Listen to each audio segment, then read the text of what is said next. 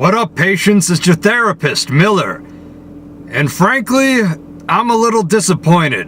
I'm a lot disappointed, to be honest. And I want to be honest with you. And I'll always be honest with you, because I'm your therapist, Miller. I thought I told you how to be relevant and how to be successful. How to be relevant and successful. And a businessman living the high life like me. Miller.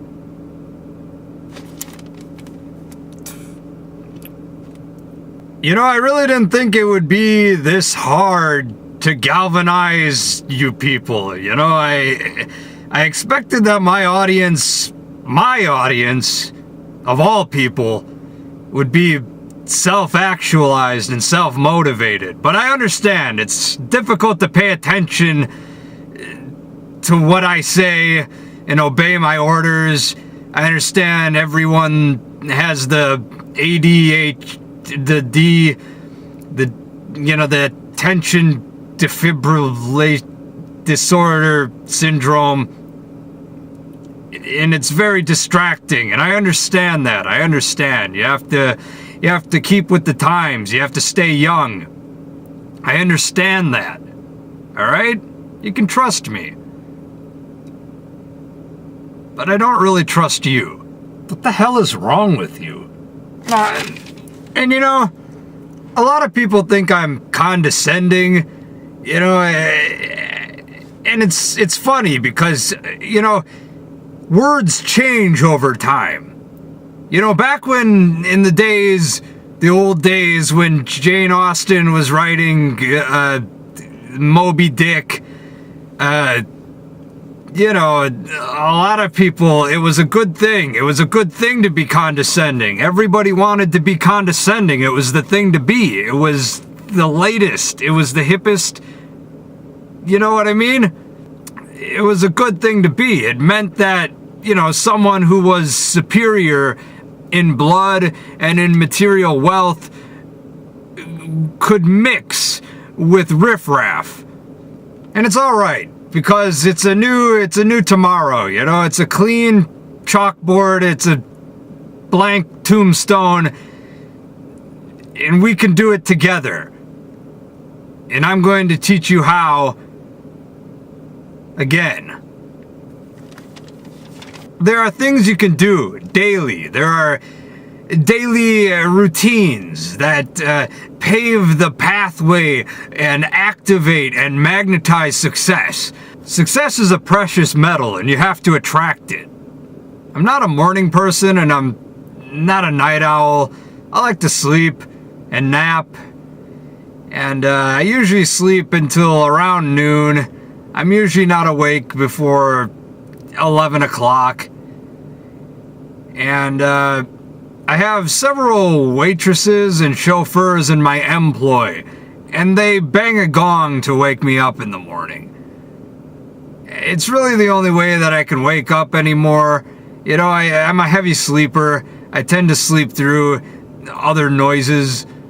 Yeah, I don't know what your budget is, but my gong was relatively expensive, you know, for the average income of a household where two people are working.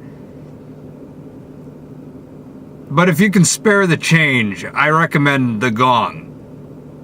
Because, you know, alarm clocks, they plug into electricity, and electricity is unreliable. Whereas a gong is always on. Remember that.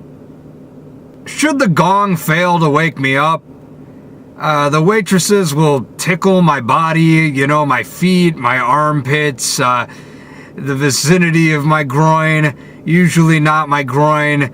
Because I am a business, I do have sexual harassment, certain codes in place to prevent against that. And I should clarify that I am bisexual and polyamorous and by extension polygamous. And,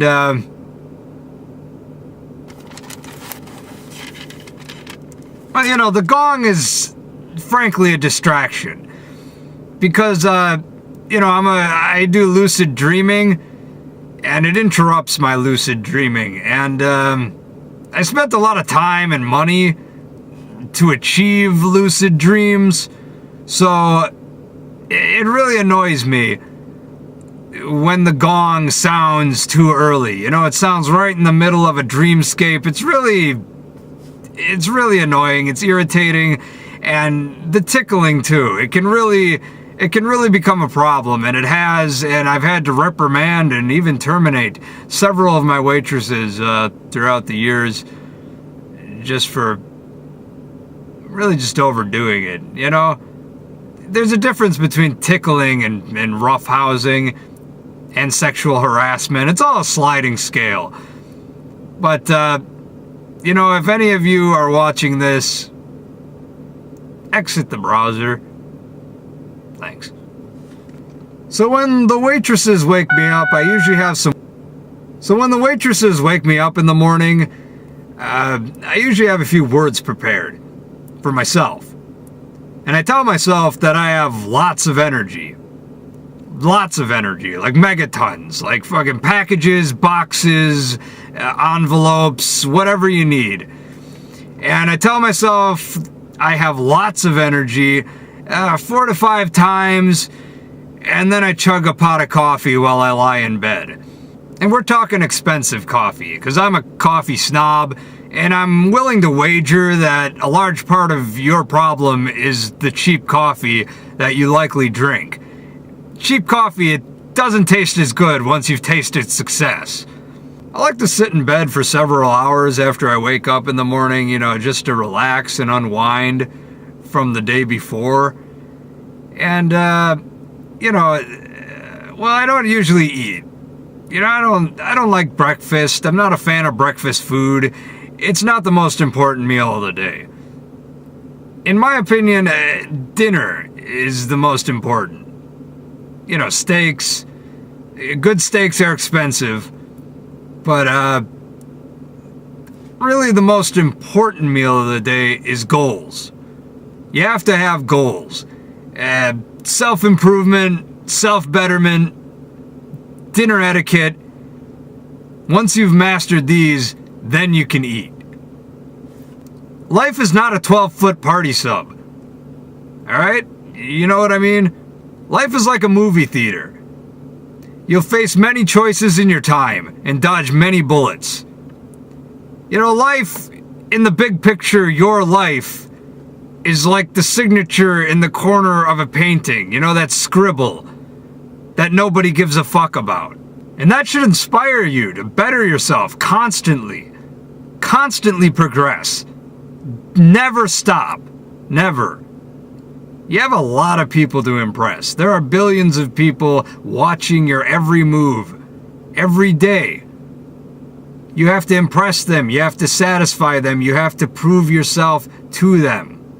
Otherwise, once I roll out of bed in the morning, the waitresses dress me. They pick out my clothes, which is all right because I picked out the fabric that the tailor then spun into the clothes that perfectly fit my body. And, then I go out on the town and I just be myself. And really, that's all you can do. Just be yourself. Do you. Do you when you're with your friends and your family and your sponsors and your business partners and strangers. You don't have to have any meaningful interaction with your sexual partners, though. They're auxiliary. Never mind them. Anyway, I'll leave you with a few words of wisdom here, as usual. Did you know that parents burp their babies every 60 to 90 milliliters a day? Look, don't be that guy. Pat yourself on the back for your achievements. All right, catch you guys at the